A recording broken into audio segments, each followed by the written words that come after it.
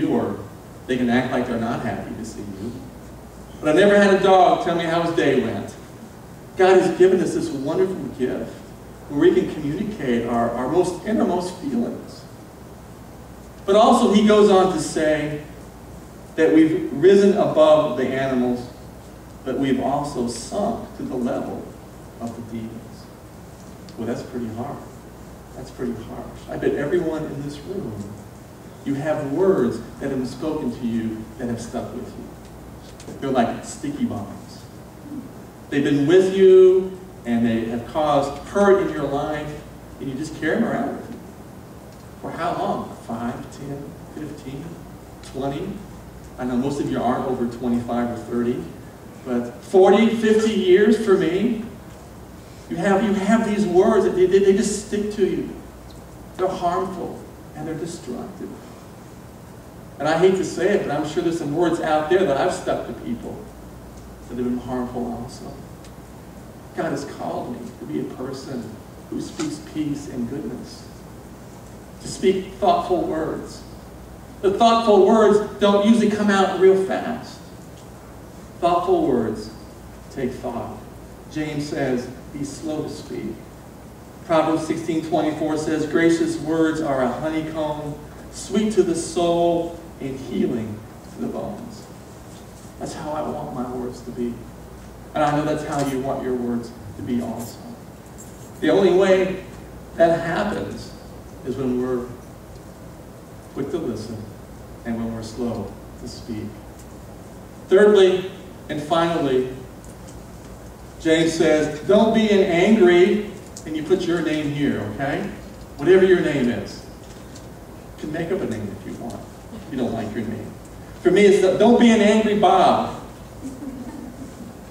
James 1:19 and 20 says, be slow to speak, slow to become angry. Because human anger does not produce the righteousness that God desires. Christian psychologist David Seaman says this, anger is a divinely implanted emotion, closely allied to our instinct for right. It is designed to be used for constructive spiritual purposes. The person who cannot feel anger at evil is a person who lacks enthusiasm for good. If you cannot hate wrong, it is very questionable whether you will really love righteousness. To not express anger is to be human. So he says anger is the gift of God. Anger is closely related to this idea of justice. Has anybody ever seen injustice and felt that emotion of anger? That's why God has given it to us. So God has given us this gift of anger. Can you imagine what our society would be like if no one was ever outraged at injustice? We'd devour each other. So God has given us this gift. But also, there is this huge warning in the Scriptures, time and time again, that we have to be very, very careful when we become angry. Because James says that human anger does not does not produce the righteousness of God. So we're going to look at anger for a little while, but let's look at this video clip first. Anybody a Muppet fan? Maybe if you look inside yourself, the person you should be most angry at is you. You. How have you been feeling? Any more control issues? In control. Good. It's me. Herman, hey, we're having a meeting here, man. You're being really rude, Frog. Pardon us, please. Animal, I need to talk to you for a second. We're getting the Muppets back together. We need you to drum again. Animal drum? Yeah, please, sir. Drum! In control. I'm Animal's court-appointed sponsor.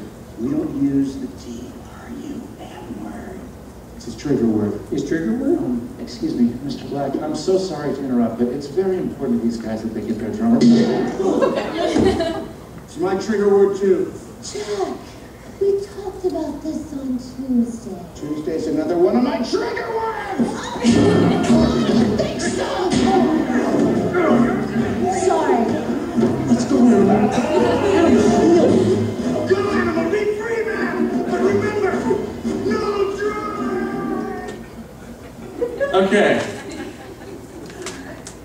So why do I get angry?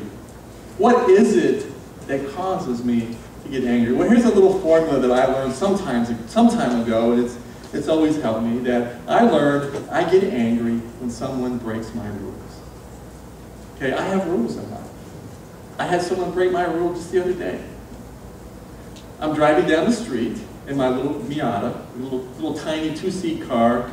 When you're in a little Miata, you get no respect from anybody, I'll tell you, on the street. My wife's shaking her head yes, you know. People feel free just to cut in front of you because you're so little you can't do anything. Like riding a motorcycle, probably. Except you don't feel as bad on a motorcycle. You know, you feel a little badder on a motorcycle, Harley. But anyway, I'm driving down the street. I need to get over into the next lane because I have to make a right turn, okay? And so there's enough room for me to get over, so I turn on my turn signal, and the guy speeds up and doesn't let me in.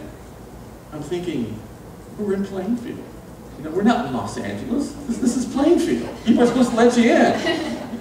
So I'm okay though, you know. I don't say anything, don't honk my horn or anything. So I just slow down to get in behind him, and the guy behind him speeds up and doesn't let me in either. Okay, they're breaking my rules. Because if I was over there, I would let them in. Unless I was in a hurry, of course. But then you don't understand that. But so they broke my rules. I didn't really get angry, but I was kind of annoyed. And so I finally got over and I didn't make my right turn. But we all have rules. And some of them are good rules. We have rules of how people are supposed to treat me. We have rules of how people are supposed to treat other people. And when someone breaks my rules, then I tend to feel that emotion, that angry emotion of this person just broke one of my rules. But we have to realize that my rules are not always God's rules. That my rules are sometimes, usually, not God's rules. And so when I begin to see red, that's an expression for beginning to be angry. If I hear that expression, when I see red, okay, I need to see a red flag.